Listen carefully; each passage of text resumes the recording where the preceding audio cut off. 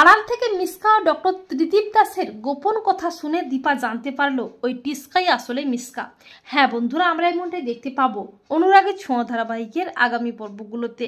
লাবণ্য ও জয় doctor সান্যালের চেম্বারে যায়, কিন্তু সেখানে ডক্টর সান্যাল থাকে না, ত্রিদীপ দাস নামে একজন ডক্টর থাকে। সেই ডক্টর লাবণ্যকে বলে ডক্টর সান্যাল একটা কনফারেন্সের জন্য বিদেশে গিয়েছেন।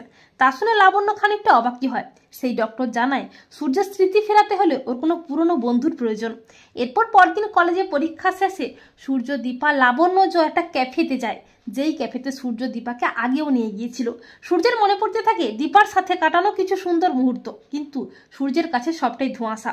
এরপর সেই রেস্টুরেন্টে মিসকাও হাজির হয় টিস্কা সেজে। লাবণ্য মিসকাকে দেখে চমকে যায়।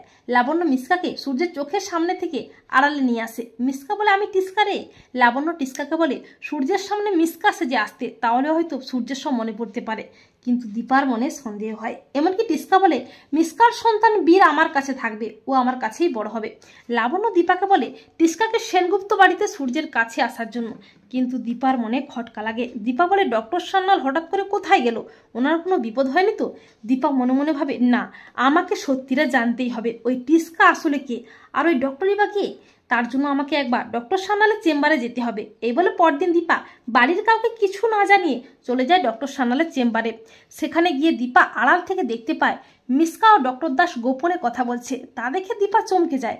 দীপা দরজার আড়ালেই লুকিয়ে থাকে, আর মিসকা ডক্টর দাসকে অনেকগুলো টাকা দিয়ে বলে, আমি যা যা বলবো আপনি ঠিক সেভাবেই কাজ করবেন, কেউ যেন বুঝতে না পারে আমরাই ডক্টর সান্যালকে কিডন্যাপ করেছি, আর আমি যে আসলে মিসকা আর আপনিও যে আসলে নকল ডক্টর, তার জন্য কেউ কোনোভাবেই বুঝতে না পারে।